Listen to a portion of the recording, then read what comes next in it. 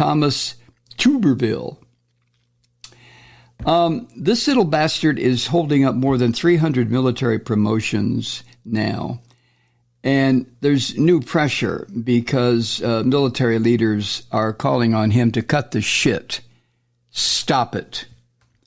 There was an op-ed yesterday in the Washington Post. It was written by Navy Secretary, Air Force Secretary, Army Secretary, all three of them. And they wrote this and directed it to this hillbilly son of a bitch from Alabama, Republican Christian fascist, Tom Tuberville. And the three military leaders accused him of eroding what they called the foundation of the military, which already has Senate-confirmed vacancies at the very top of the Army, the Navy, and the Marine Corps. This is the first time all three services have been with people who head those organizations, military organizations, are acting heads. They're not the confirmed by the Senate heads.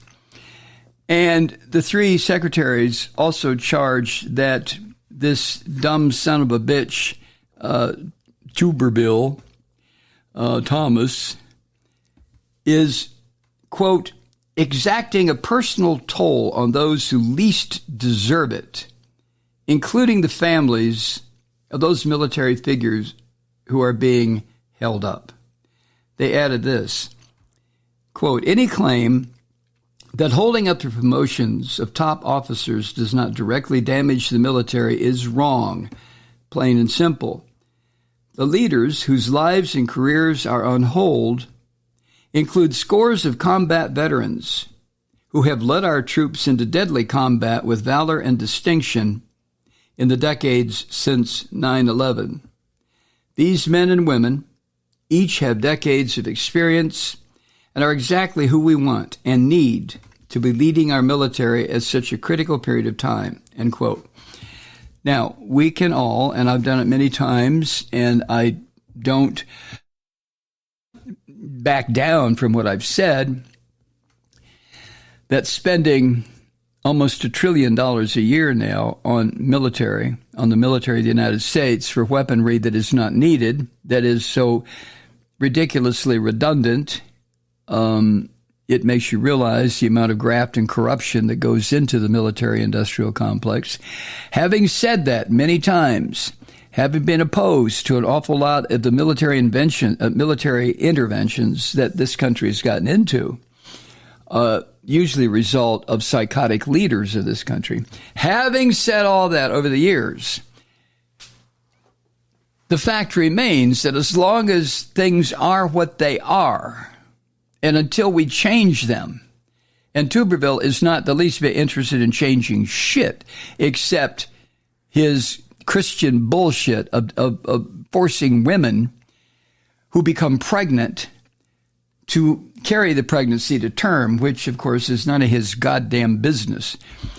But even though I've argued against so much of what the United States military has done, and I've supported a lot of what it's done too, come on, there has to be a happy balance.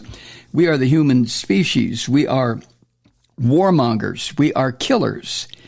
We fight each other. We're one of only 3 species that will organize ourselves into instruments of war. We are what we are. What the fuck? How are we going to avoid that? Just remember the opening scenes in 2001, A Space Odyssey, where the pre-human realizes when he has an antelope bone in his hand that he's not going to use it to plant corn. He's going to use it to smash the goddamn heads of the pre-humans who come to drink at his water hole. I mean, come on. We're weapon makers. We're killers. Okay, we're stuck with it. Until such time as we listen to the poets and the artists and the musicians, and we stop this shit. But we are a long way from that. We all know that. All that to say that as long as we're going to have a military force, as long as we're going to prepare for war, we need to have the kind of leadership and necessary to affect all that. And Tommy Tuberville is not Tommy. Tom Tuberville, this former football coach, asshole, redneck, Alabama shit kicker is not the person to be making this decision. And it's one of the astonishing parts of the way we govern ourselves in this country. That one man, one senator, one person out of 330 million of us can do this.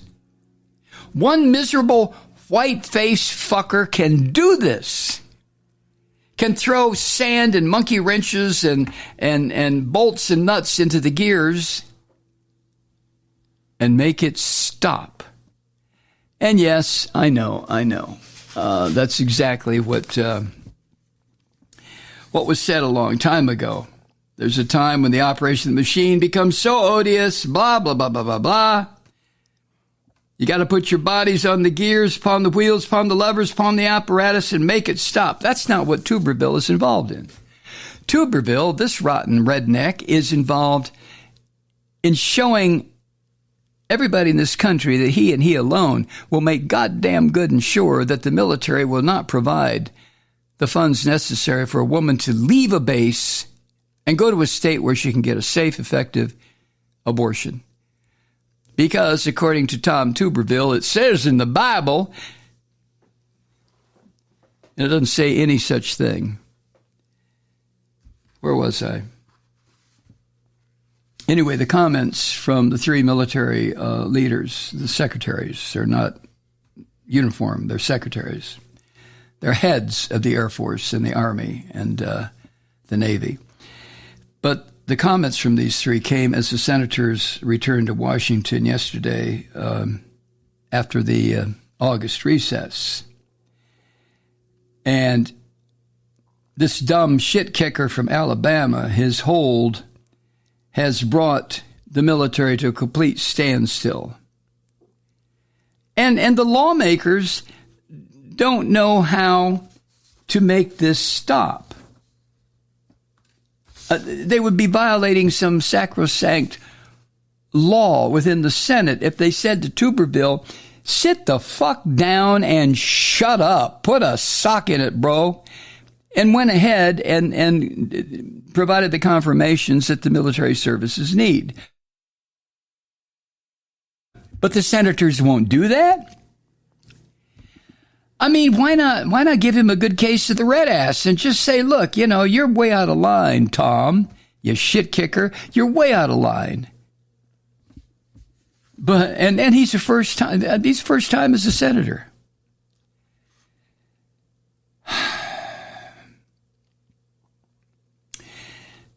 Later on this month, September, this prick's holdup of military advancement will hit its 6-month mark. All because the military, there's a Pentagon policy that provides travel expenses for abortion care. The abortions are illegal on government property, military reservations. So the government just says, the Pentagon says, okay, if you need to avail yourself of that particular procedure, we will go ahead and fund your travel arrangements. And that's where Tuberville loses his shit altogether. So one man out of 330 million of us can make this happen. Now, Senate Republicans, led by Senator Roger Wicker, he's a Republican from Mississippi, of all places. He's the top Republican member on the Senate Armed Services Committee. And he argued yesterday that Democrats should consider what he calls a one-off vote later this month on Charles Q. Brown's nomination to become chairman of the Joint Chiefs when Chairman Mark Milley's term ends October 1st. When asked if he's seeing any movement toward getting Tuberville to relent, Wicker said, I'm not. He said, quote, I don't have anything new to add. I'd like to see a resolution when what Charles Schumer should do is take the nomination of the chairman of the Joint Chiefs to the floor as we do cabinet members.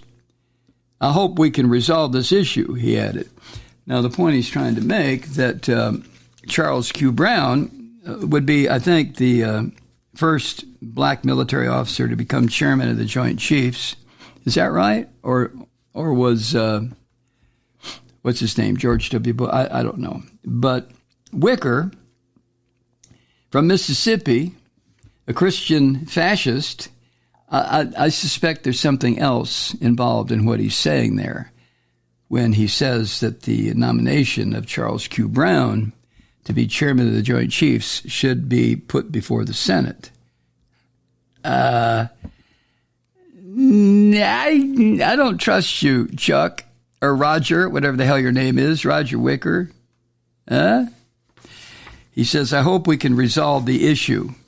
Well, you could resolve it, Roger, if you go look up your buddy Tuberville, you two white southern redneck senators, and just get Tuberville drunk on some good old shine liquor and explain to him, hey, Tom, bro, listen, we got to stop this shit. We can go after the Negroes some other way.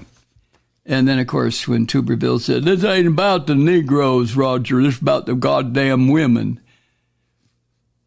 It gets very confusing to these white Southerners, believe me.